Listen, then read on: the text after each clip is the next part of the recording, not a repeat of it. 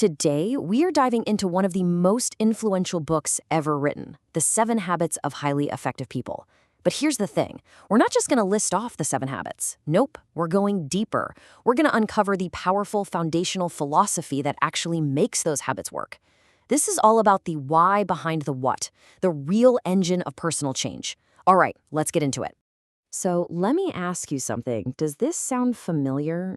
You're busy, right? You are putting in the hours, you're juggling a million things, but you've got this nagging feeling that you're just running in place. You feel like you're climbing the ladder of success, but what if that ladder is leaning against the wrong wall? That feeling right there is exactly where this whole journey begins. And these are the symptoms, aren't they?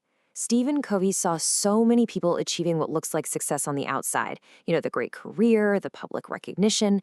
But on the inside, they were just struggling. They felt totally disconnected from their families. They couldn't even keep the promises they made to themselves, and they felt constantly hassled. Look, these are not small problems. These are deep, painful issues that some quick-fix life hack is never going to solve.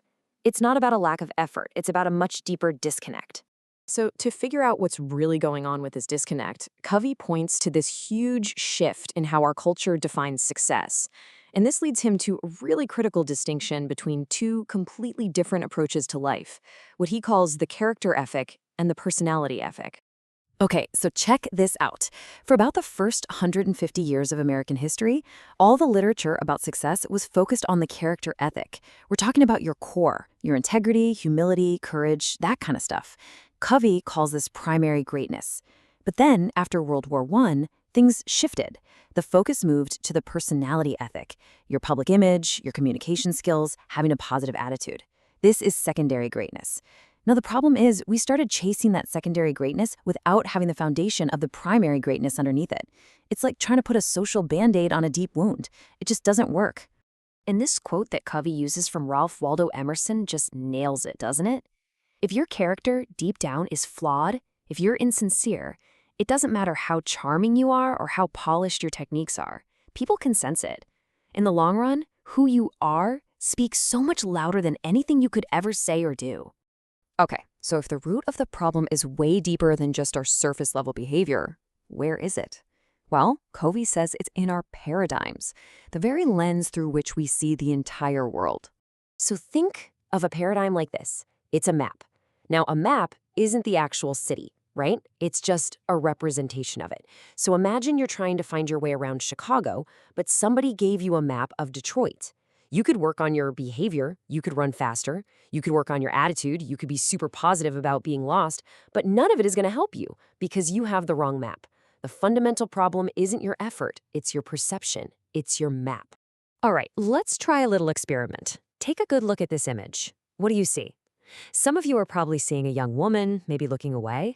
Others are seeing an old woman. So who's right? The amazing thing is you both are. So here's the kicker. We don't see the world objectively. We see things through the lens of our own conditioning. In the original experiment this image comes from, people who were first shown a drawing of a young woman almost always saw the young woman in this combined picture. Those conditioned with the old woman saw her first. Our maps, our paradigms, they're shaped by our experiences, and that totally changes how we see and interact with everything. To show just how quickly a paradigm can shift, Covey tells this incredibly powerful story.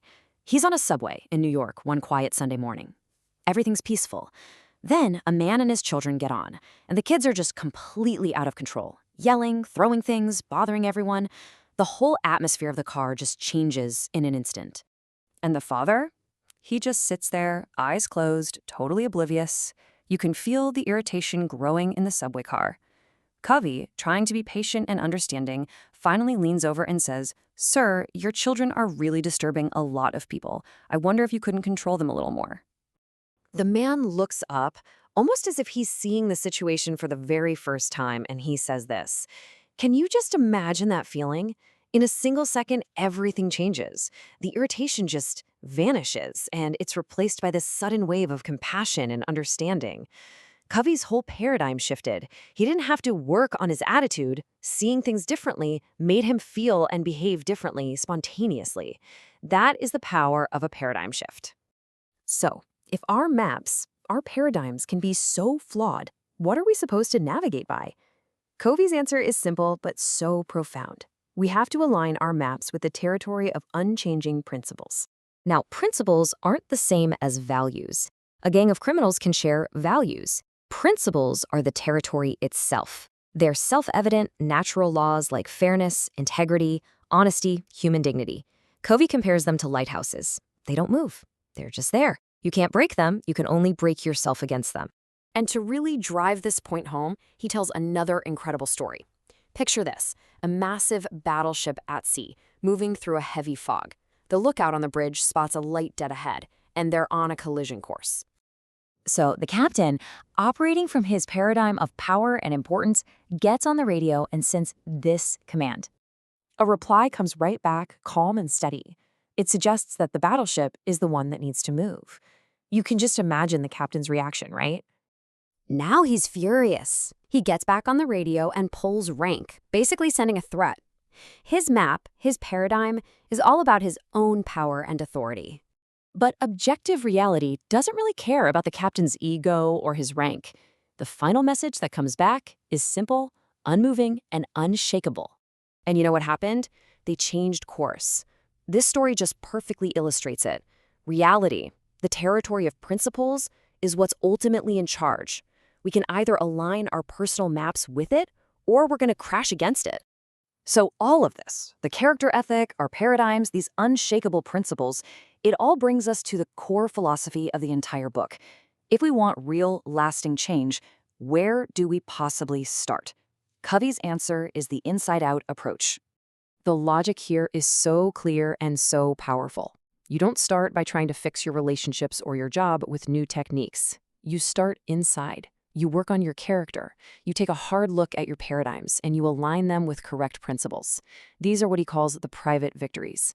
And only after you've built that strong inner foundation of character and integrity can you achieve lasting public victories, like truly effective relationships and teamwork. Real success always flows from the inside out. Covey wraps up this whole foundational idea with a quote from Thoreau that really leaves us with a critical question. Hacking at the leaves is the personality ethic. It's trying to change our attitudes and behaviors on the surface. Striking at the root, well, that's the character ethic. That's doing the hard work on our core paradigms and aligning ourselves with timeless principles. So as you think about the challenges in your own life, you have to ask yourself, where is your focus? Are you just hacking at the leaves, looking for that next quick fix? Or are you ready to do the deep work that creates real, lasting change?